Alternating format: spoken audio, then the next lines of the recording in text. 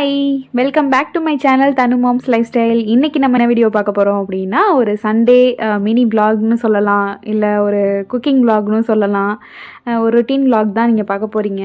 Sunday வந்து எங்கேருந்து தான் ஒரு வேகம் வரும்னு தெரியாது. எனக்கு நான்வெஜ் சமைக்கிறதுனா ஒரு திடீர் வேகம் வந்துடும். அந்த மாதிரி தான் அன்னைக்கு காலையில் போச்சு. அன்னைக்கு காலையில் விடிஞ்சதுலேருந்தே ஒரே மழை தூரிக்கிட்டே இருந்தது. இன்றைக்கி என்ன பண்ண போகிறோம், என்னத்தை சமைக்க போகிறோங்கிற மாதிரி தான் போச்சு. அப்புறம் அவங்க அப்பா போய் மேலே கேப் விட்ட நேரத்தில் போயிட்டு மட்டனும் கொஞ்சம் சிக்கன் எடுத்துகிட்டு வந்திருந்தாங்க. அதுக்கப்புறம் தான் நான் வந்து சமைக்க ஸ்டார்ட் பண்ணேன். சமைக்க லேட்டானாலும் பரவாயில்ல, நம்ம எடுத்தோடனே வாங்கிட்டு வந்ததில் உடனே வந்து நான் வாஷ் பண்ணிடுவேன்.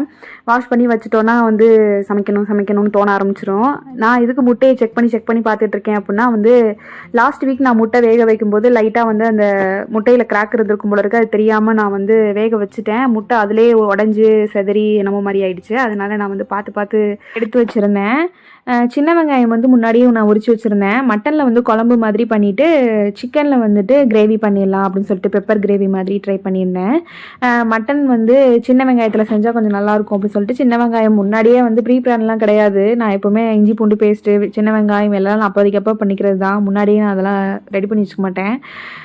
ஏன்னா கொஞ்சம் நம்ம செய்கிறோம், அதை வந்து அப்போதையே ஃப்ரெஷ்ஷாக பண்ணிக்கலாம் அப்படின்னு சொல்லிட்டு தான் முன்னாடியே வந்து ரைஸையும் முட்டையும் வேக வச்சுட்டு இது பண்ணிடலான்னு சொல்லிட்டு இன்றைக்கி வந்து வாழை இலை அவங்க அப்பா வாங்கிட்டு வர சொல்லியிருந்தேன். வாழை இலை சாப்பிடணும் போல் ஆசையாக இருந்தது. அதனால் வந்துட்டு வாழை இலை வாங்கிட்டு வர சொல்லியிருந்தேன். சின்ன வெங்காயம் ரெடி பண்ணி வச்சதுக்கப்புறமா நான் வந்து இஞ்சி பூண்டு பேஸ்ட் வந்து ரெண்டுக்குமே சேர்த்தே நம்ம அரைச்சி வச்சுக்கலாம் அப்படின்னு சொல்லிட்டு இஞ்சி பூண்டு பேஸ்ட்டில் தெரியாதனமாக தண்ணியை கொஞ்சம் எக்ஸ்ட்ரா ஊற்றிட்டேன் போல இருக்குது. அது வந்து பேஸ்ட்டு மாதிரி இல்லை, என்னமோ மாதிரி க்ரீம் மாதிரி ஆயிடுச்சு. அதனால வந்து இங்கே பாருங்கள் எவ்வளோ தண்ணி ஆயிடுச்சுன்னு பாருங்கள், அந்த அளவுக்கு ஆயிடுச்சு. பரவாயில்ல, தண்ணியாக இருந்தால் நான் குழம்பு தானே வைக்க போகிறோம் அப்படின்னு சொல்லிட்டு மாற்றியாச்சு. இப்போ வந்து அந்த மிக்ஸி ஜாரை நம்ம வந்து கழுவிட வேணாம், அதிலே வந்து பாப்பாவுக்கு சூப் ரெடி பண்ணிடலாம் அப்படின்னு சொல்லிட்டு இஞ்சி பூண்டு பேஸ்ட்டு தானே இருக்கட்டும் அப்படின்னு சொல்லிட்டு அதில் வந்து கொஞ்சமாக சின்ன வெங்காயம், மிளகு, ஜீரகம், அதுக்கப்புறம் ஒரே ஒரு தக்காளி எல்லாம் வந்து சேர்த்து அவளுக்கு தான் சூப் ரெடி பண்ணேன். நல்லி எலும்பு கொஞ்சம் பாப்பாக்காக எடுத்துகிட்டு வர சொல்லியிருந்தேன், ரொம்ப நாள் ஆச்சு அவளுக்கு கொடுத்து. அதனால அது ரெடி பண்ணிக்கிட்டு இருந்தேன். குழம்பு வந்து எப்படியும் காரமாக தான் அவங்க வைப்போம், அதனால பாப்பா சாப்பிட்றாளோ இல்லையோன்ட்டு தான் நான் இந்த மாதிரி ட்ரை பண்ணியிருந்தேன். நம்ம பெரியவங்க வந்து ரைஸ்க்கு ஊற்றிக்கிறதுக்கு அவ்வளோவா அது நல்லா இருக்காது, பட் குழந்தைங்களுக்கு வந்து குடிக்கவே சூப்பராக இருக்கும்.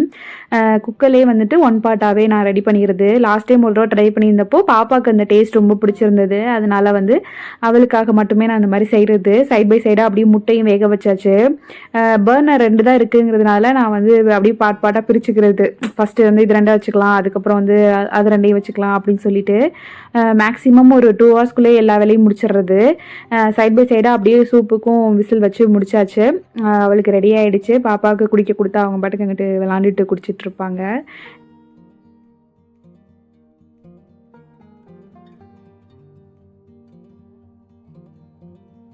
சைட் பை சைடாக அப்படியே வந்து மட்டன் குழம்புக்கு நான் வந்து தாளித்து விட்டுட்டேன். நான் வந்து இங்கே மட்டன் வாங்கினாவே வந்து குக்கரில் தான் செய்கிறது. எனக்கு அதிகமாக விசில் வர்றோங்கிறதுனால, ஏன்னா நான் எனக்கு வேகாத மாதிரியே இருக்குது இங்கே வாங்குகிற மட்டன். நான் அதனால் எப்போவுமே மட்டன் வந்து குக்கரில் தான் செய்கிறது. ஊர்லலாம் வந்துட்டு எங்கள் அம்மா குக்கர் அவ்வளோவா யூஸே பண்ண மாட்டாங்க. நான் வந்து அதிகமாக இங்கே குக்கரில் தான் சமைச்சிட்ருக்கேன், வேறு வழியே இல்லாமல். ஏன்னா எனக்கு மட்டன் இங்கே வேகாத மாதிரியே இருக்குது. சிக்கன் நான் எப்போவுமே கடாயில் தான் செய்வேன். சிக்கன் ரொம்ப குக்கரில் சேர்த்துட மாட்டேன். குக்கர் மட்டும் இல்லைன்னா அவ்வளோதான் போல இருக்குது, அந்த மாதிரி நிலைமை ஆயிடுச்சு இப்போலாம். இப்போ வந்து குயிக்காக ஒரு ரெசிபி வீடியோ பார்த்துடலாம்.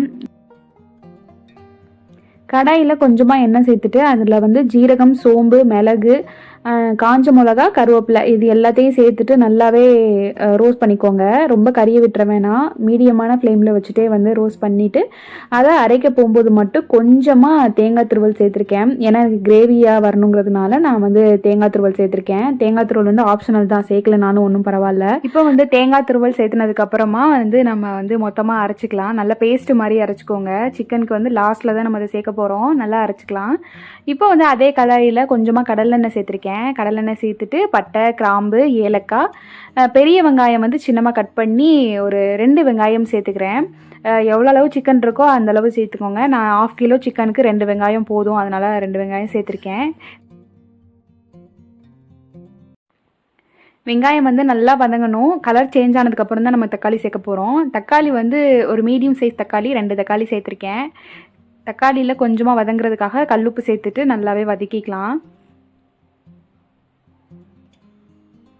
இப்போது வெங்காயம் தக்காளியும் நல்லா வதங்குற அளவுக்கு மூடி போட்டு நான் வதக்கிக்க போகிறேன். மட்டன் குழம்பு சைட் பை சைடாக ரெடி பண்ணிட்டேன். மட்டன் குழம்பு ரெசிபி நான் போடலை, வேணும்னா வந்து கமெண்ட்ஸில் கேளுங்க, கண்டிப்பாக ரெசிபி போடுறேன்.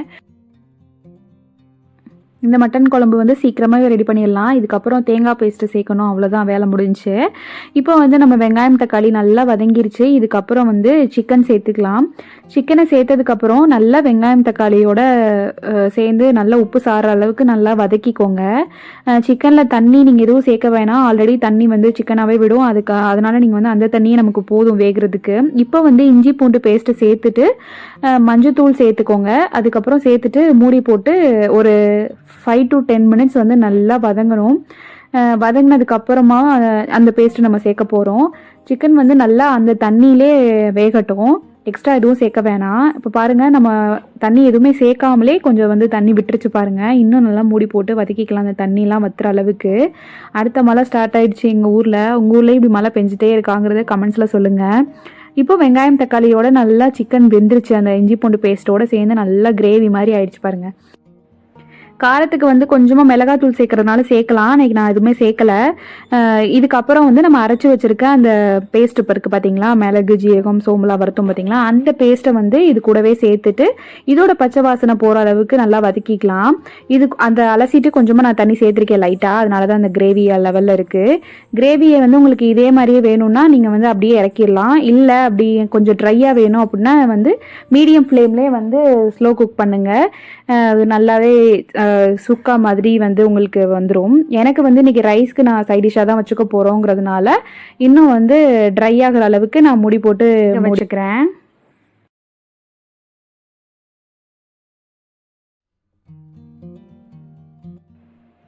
இப்போ வந்து நம்ம சிக்கனை ஓப்பன் பண்ணி பார்க்கும்போது பாருங்கள், நல்லாவே எண்ணெய் பிரிஞ்சு சிக்கன் வந்து செம்மையாக குக் ஆகிருக்கு.